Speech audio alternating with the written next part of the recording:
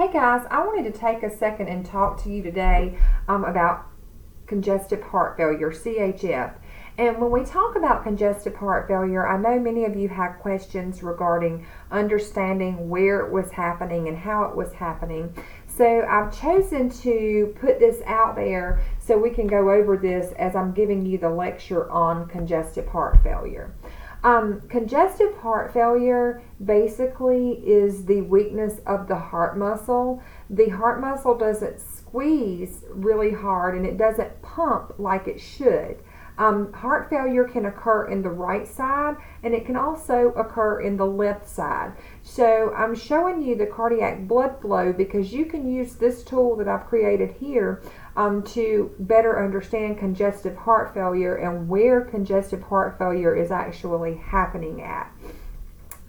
So again, with congestive heart failure, the heart muscle loses its ability to squeeze and pump blood like it should. So when we think about the cardiac blood flows into the right side of the heart through the superior and inferior vena cava.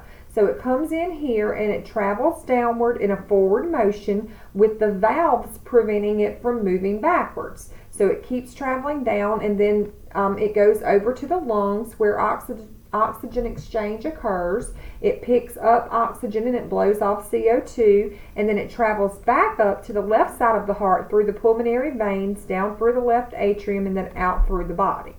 So what happens with CHF when the heart loses its ability to squeeze and pump as it should? Blood kind of starts pooling in the heart, and the heart dilates and the ventricles and things tend to stretch out. So it affects everything. If the heart's not pumping strongly like it should, then blood starts backing up. So let's talk about right-sided heart failure first. Right-sided heart failure is happening on the right side of the heart. So when we think about the right side of the heart, when we look at the cardiac blood flow, the right side is everything from step 1 all the way to step 7 and to the lungs. So this is the side of the heart where the deoxygenated blood is at. So with right-sided heart failure, the ventricles and atrium, blood's not moving like it should, it's not squeezing as strongly, they start to dilate, so things start to back up. Where are you going to see this backup happen? When things start to back up and it's not pushing forward through the heart like it should, you're going to see the backup happening in the body, in the systemic part. See, when we left off on 14, it goes out to the body, and then after it goes through the kidneys and all the organs, it travels back around and it comes back in through the superior vena cava. So with right-sided heart failure, we're going to see edema and swelling like jugular vein distension at 45 degrees. And you're going to see peripheral edema, leg swelling. That's where you're going to notice your first symptoms with right-sided heart failure because you travel this path backwards. Everything's backing up. This side of the heart's not pumping like it should. So let's flip over and let's talk about left-sided heart failure. With left-sided heart failure, the left side of your heart is weak and not pumping like it should. So as blood on the left side, it goes through the left atrium, through the mitral valve, through the left ventricle, out to the body. It's weak. It's not pushing blood out to the body as it should. So where are you going to see your backup? Since it's not pushing blood out through the body like it should, the first place that you're going to see signs and symptoms of left-sided heart failure is right here in the lungs because the backup is happening here. Now, that's just to give you a brief description of right-sided versus left-sided. But one thing that you guys need to understand about heart failure is it is a cascade effect. If the right side of the heart fails, it's weak, it's not putting out. Backup is going to happen through the body, and then it's going to travel back up and it's going to follow the same pathway. So eventually you're going to see problems here in the lungs, but that's not going to be the first place that you see it. With right-sided, the first place that you're going to see it is with jugular vein distension. You're going to see it with peripheral edema. Now, with left-sided heart failure, you're going to see the backup, but the first place you see it is in the lungs. However, you still have that cascade effect.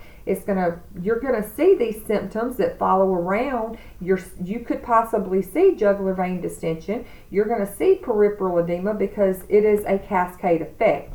But just remember, the first place that you're gonna see it with right-sided is JVD, peripheral edema, and following this pathway.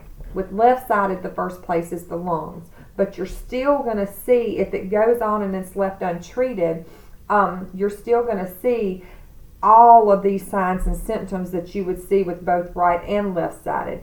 But just understanding which symptoms you're going to see first with right-sided versus left-sided, I use this tool to help me because you can follow the flow backwards because that's where you're going to see your symptoms. I know I did a really quick lecture in class yesterday. We were running out of time, so I wanted to put this out there for some clarity. One thing you guys need to look at is treatment of of CHF, congestive heart failure. Treatments are going to include diuretics. It's very important when these patients come in that they're diuresed because their heart's not pumping like it should and this muscle is weak. Blood's not flowing out through the organs like it should. Everything's kind of sluggish. It's moving slow. So the kidneys, they're moving slow. The blood's not getting there as quickly as it should. You're not able to urinate off this fluid. So when you see this swelling and you see fluid in the lungs, we got to think, first thing, we got to get this fluid off of this patient, okay? We got to get this fluid out of this lungs. We got to get this fluid gone. So when they treat congestive heart failure, they treat congestive heart failure with diuretics. One of the most popular diuretics is Lasix. It's also known as furosemide, Furosemide. Lasix, furosemide, whichever way you see it, it's very important that we watch potassium with Lasix. This medication is harsh on the potassium levels. And often we see patients who come in, if they have a high potassium level, then you can give them Lasix safely. However, if they have a history of a low potassium, is Lasix something that you would want to give them? No, just because it's going to drop that potassium even more. And if they do give it to them, they're going to watch those potassium levels very closely to make sure they're not pulling them extremely too low. But a lot of times you'll see your aldactone or spironolactone diuretic. That's the same thing, aldactone, spironolactone. These are potassium sparing diuretics, and they can be used. They don't pull the potassium down when you're diuresing a patient. So just remember, when we're thinking congestive heart failure, we really have to watch their electrolytes and make sure that we're not going through any sodium or potassium imbalances there. With these patients, it's important that we educate CHF patients. CHF patients tend to, when they come into the hospital, they'll be in an exacerbation. They're never really cured, but when they go home, they need strict instructions, because if they go home, they don't take their medications as they should. They don't eat as they should. When we're talking about eating and dietary, these guys need to be taught that they need to be eating a diet low in sodium, because sodium causes fluid retention. So it's very important that we teach dietary measures to these guys. Because if they don't follow a strict regimen, then they're just going to end back up into the hospital in another exacerbation. And one thing too that we need to know with CHF exacerbations, once a person is diagnosed with CHF, the better control that they keep of it, the better outcome that they will have. The more exacerbations that a person has, the more damage that is done with each exacerbation. So I make sure that I teach my patients, you think it's okay to go home and eat what you want because you can come right back to the hospital, they'll diurese you, make you feel better, but every time that you have a flare-up, you're doing more damage to the heart that's irreversible. So it's important to teach that as well.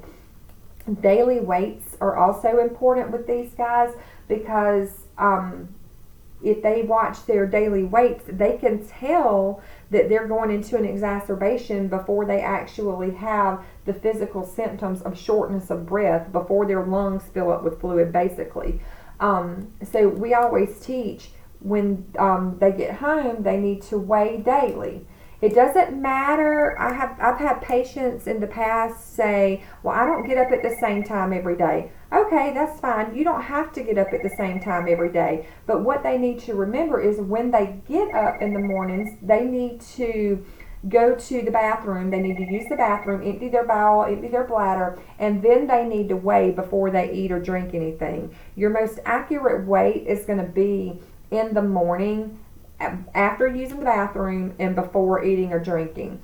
So time, if a person, it's ideal to have them weigh at the same time every day in the same clothing. But if a person states, well, I may get up at 7 this day and I may get up at 10 the next, that's okay. Work with them. Just teach them the importance of after you eat and drink, after you use the bathroom and before you eat and drink anything.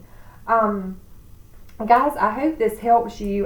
Like I said, I know we went through this lecture kind of quick, but I just wanted to put this out there for you because I think following the pathway backwards will help you know where you're going to see your symptoms first with right-sided versus left-sided heart failure. But do remember, if you go into left-sided heart failure and it's left untreated, you're going to have that cascade effect, and you're just going to follow the entire cycle. You're going to see these symptoms throughout the body. But your first symptoms are going to be seen if you follow the flow backwards. You're going to see left-sided symptoms first in the lungs, and you're going to see right-sided symptoms first in the body, jugular vein distension and peripheral edema. But it's still going to keep cycling, and you're going to see the symptoms throughout the body if it's not treated quickly. But always remember with CHF patients, make sure that you listen to their lungs, and know, pay attention to what their complaints are. Are they complaining of dyspnea? Are they complaining of weight gains and dietary measures? But guys, if you have any questions, please reach out to me. Let me know, and I'll be glad to sit down and help you with this. Thanks, and have a great day.